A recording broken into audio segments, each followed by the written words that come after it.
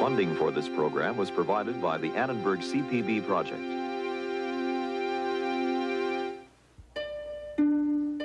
It was neither peace nor war, with constant communist probing and Western countermeasures, a worldwide struggle of pathological hostility as each side saw the other as the incarnation of evil.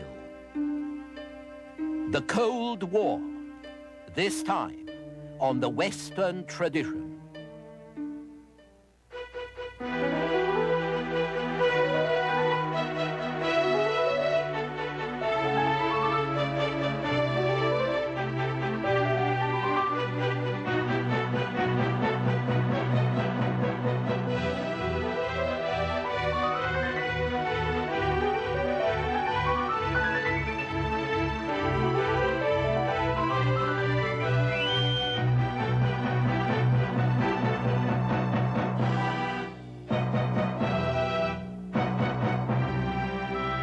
And now UCLA professor Eugen Weber's continuing journey through the history of Western civilization.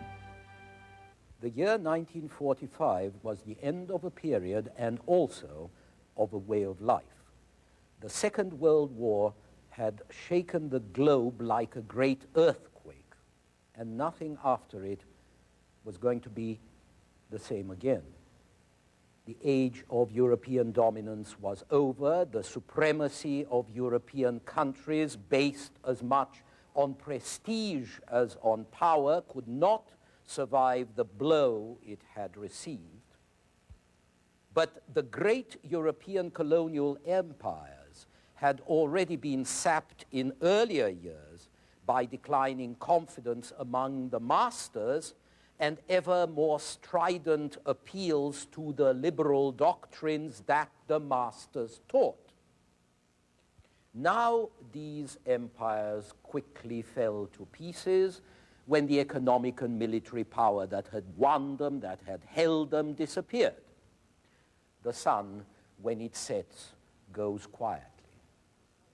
The confidence that made Europeans shoulder the white man's burden uninvited broke down. The war had shown that the seats of power now lay outside Europe. They lay with Europe's two great offspring, the Soviet Union and the United States. And with these new centers of power, there came a new rivalry that has dominated the world ever since. The first international act after the war was to create a new organization, the United Nations, all 159 of them, to replace the League of Nations, discredited as an ineffective talking shop. The structure of the United Nations was designed to balance the interests of the great powers, which had won the war, against those of other weaker nations.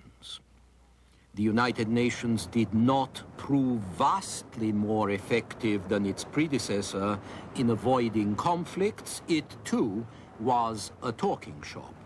But talking is better than fighting. The primary reason why the talk never degenerated into global war was the balance of terror. A new factor which we now regard or disregard as an old familiar factor. America, remember, had demonstrated the incredible power of the atom bomb in 1945.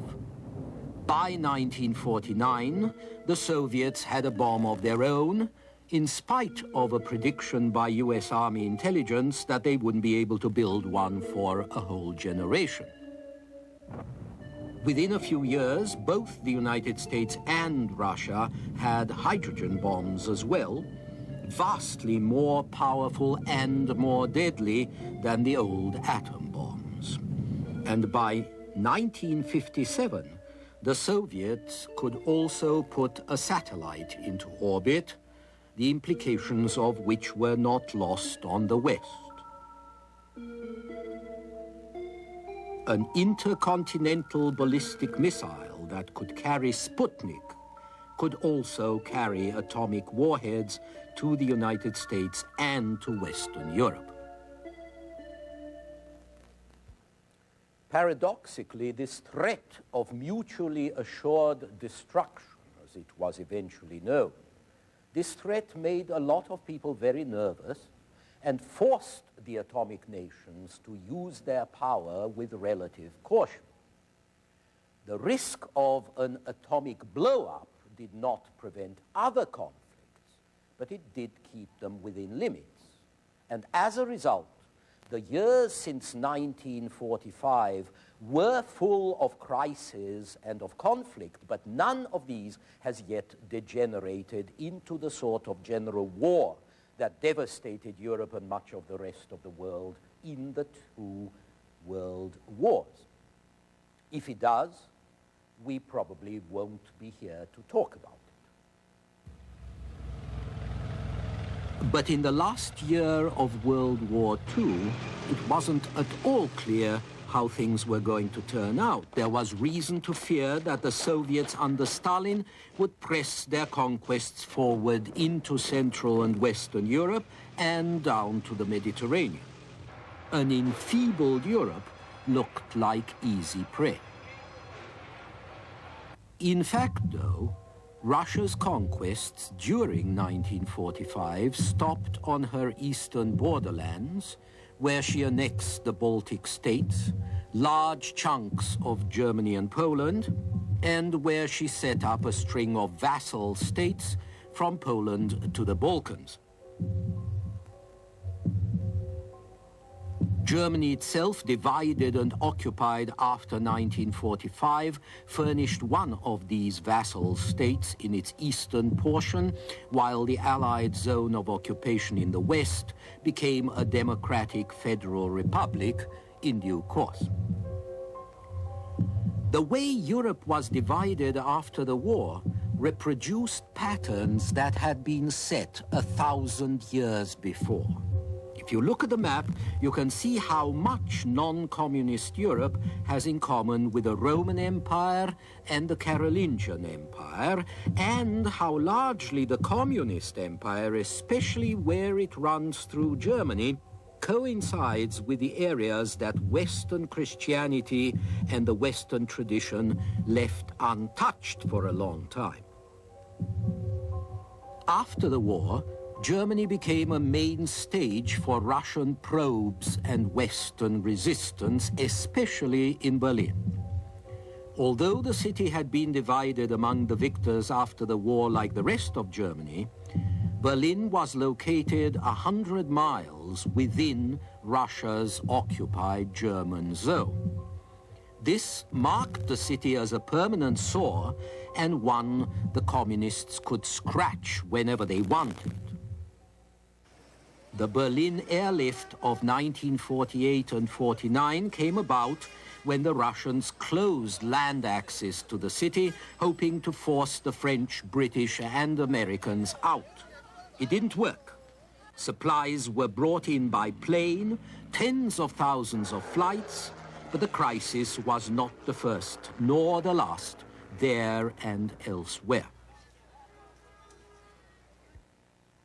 Berlin was only one point where the friction turned to crisis, where constant communist probing forced Western countermeasures.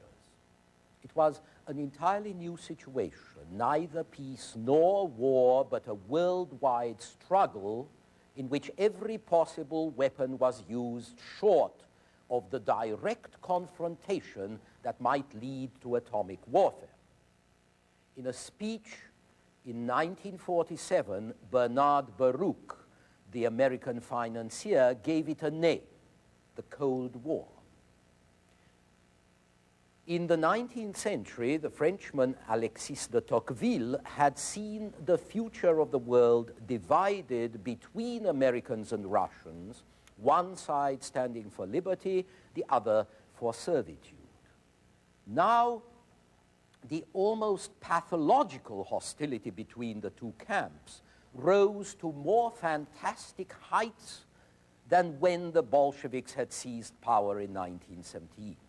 Within a few years, each side had learned to look upon the other as the incarnation of evil. But even this unpleasant situation wasn't entirely useless, as we shall see. After 1945, the impoverished remnants of West European power could not maintain a Cold War on their own. That was something only the Americans could do, and they started to do so in 1947 to help Greece and Turkey, then under heavy pressure from the communists. On March 12th of that year, President Truman went before Congress to ask for aid and to enunciate what came to be called the Truman Doctrine. I believe that it must be the policy of the United States to support free peoples who are resisting attempted subjugation by armed minorities or by outside pressures. The free peoples of the world look to us for support in maintaining their freedom. If we falter in our leadership, we may endanger the peace of the world, and we shall surely endanger the welfare of this nation. Whether you think the Truman Doctrine is noble or foolhardy or something in between, it has colored American foreign policy ever since, from Greece to Vietnam to Nicaragua. But back in 1948, it could not prevent a communist coup in Czechoslovakia, the last country in Eastern Europe to have preserved its independence. The rape of Czechoslovakia, a fragile democracy violated twice in a decade, first by Hitler, then by Stalin, this followed quickly by the blockade of Berlin, made 1948 a very uneasy year. So, as a first step in their own defense, Britain, France, and the Benelux countries, Belgium, the Netherlands, and Luxembourg, signed a defensive treaty out of which NATO, the North Atlantic Treaty Organization, was to grow. Ironically, the great power clash which had been expected and feared in Europe broke out at the other end of the world when the Russian-trained troops of North Korea invaded South Korea in 1950. Korea was another country divided between communist and Allied occupation zones. And the war the United Nations fought there, the war to keep Korea divided, rather than let the northern communists take the lot, lasted 3 years. It brought in the Chinese. It saw General Douglas MacArthur advocating the invasion of China and possibly the start of World War III, until Truman brought him home. The war cost some 3 million casualties among the military and civilian populations involved, including about 140,000 Americans. In Europe, one effect of the Korean War was the feeling that NATO could only work properly if Germany was armed and integrated into the military alliance of the democracies that had beaten her. So by 1955, Germany had become a full-fledged member of the treaty organization only 10 years after her defeat. But this military build-up was not the only tactic the West used. It was apparent that the communists did best where economic and social dislocation on a major scale wore down the middle class and made workers miserable, creating social grievances that the communists could use. The anti-communists, therefore, had to make war on poverty, unemployment, hunger, and inflation.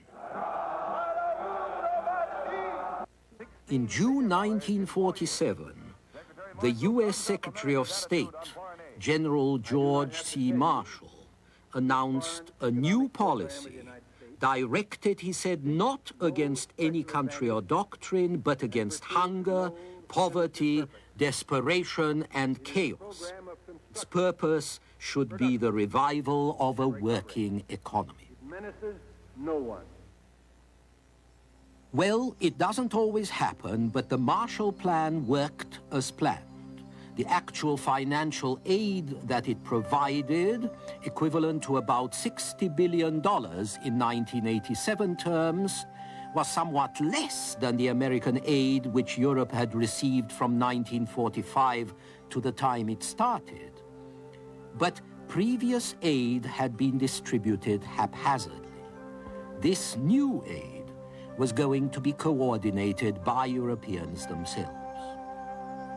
Indeed, the greatest function of the Marshall Plan was to promote European cooperation in the establishment of a common recovery program, which by 1951 brought industrial output back to pre-war levels. With a series of international agreements, Western Europe tried to leave behind the conflicts of national claims and ambitions which had shaped it and scarred it over the past century and a half. And it moved towards political and economic integration managed by supranational institutions. It's unlikely that this would have happened without the original American initiative. Or, one would think, without the stubborn policy of Stalin, who was determined to keep his part of Europe out of it. And so the advance of West European integration and the advance of communist policy developed in a kind of counterpoint. The Marshall Plan was a counter to communist advances. And the answer to this Western aid was a tightening of Stalinist reins on Eastern satellites, culminating in the loss of Czech independence in 1948. The struggle over Berlin in that same year encouraged the creation of NATO, and the outbreak of the Korean War in 1950 hastened the emancipation of West Germany, whose manpower and resources could not be spared, which in turn led to the sovereignty of the rival German Democratic Republic in the East and to the creation of the Warsaw Pact to reinforce Soviet domination of Eastern Europe. Meanwhile, the German resurgence prompted the pooling of coal and steel resources of Belgium, Holland, Luxembourg, France, and Germany in the European coal and steel community in order to restrain and control German economic activity. And that led to the creation of the European Economic Community in 1957, which established a common market in Western Europe with common tariffs, ensuring the free movement of capital, labor, and goods, and working out common social and economic policies. You know that it's a classic rule that unification provides a vaster market and broader opportunities, not only for trade, but for planning on a more economical scale.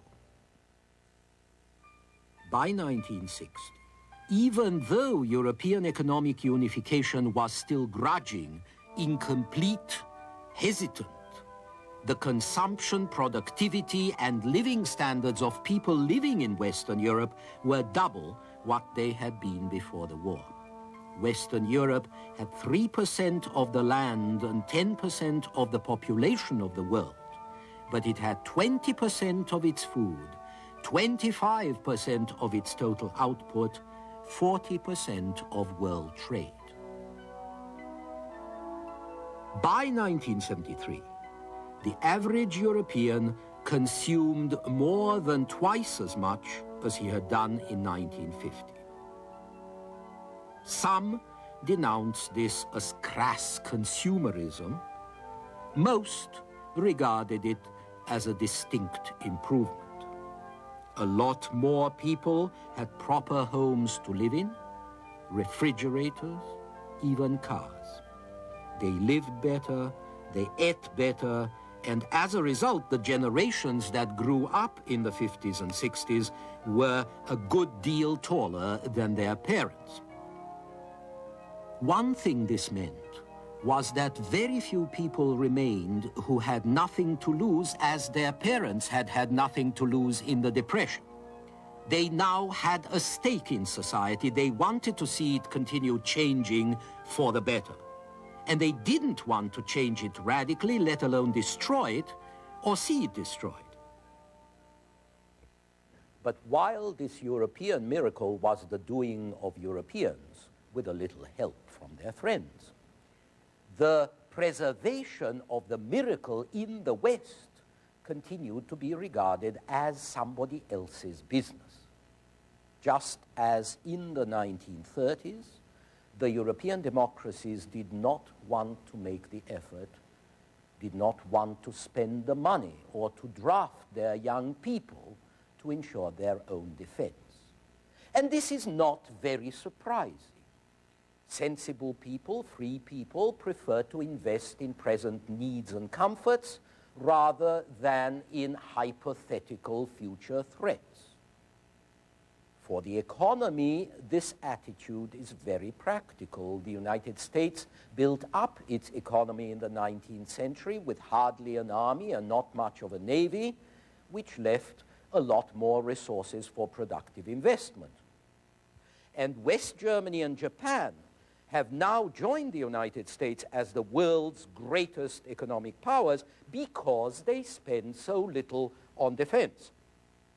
So this is the reasonable way to act. But it's only the reasonable way if you have somebody who will shoulder the burden for you and keep you safe. And in the second half of the 20th century, that someone is the United States. So the defense of Western Europe was left in large part to the Americans. And since most Europeans weren't going to provide sufficient men and money to safeguard themselves, the deterrent was provided by atomic weaponry. Inferiority in conventional forces was compensated by atomic defense. In effect, NATO was saying to the Soviets and to Eastern Europe, if you attack us with infantry and tanks and planes, we shall be forced to use our atom bombs. This has worked well enough, except that a lot of people in Europe now feel caught between the two superpowers, and they seem to have forgotten the history of nuclear deterrence, the fact that nuclear weapons were far cheaper in the first place than the conventional forces that no one in the West wanted to pay for. Meanwhile, the Cold War was redefining the meaning of the West as that part of the world where Soviet writ did not run. So the West, meaning us, included Turkey but not Czechoslovakia, Israel but not Hungary, Japan but not Cuba.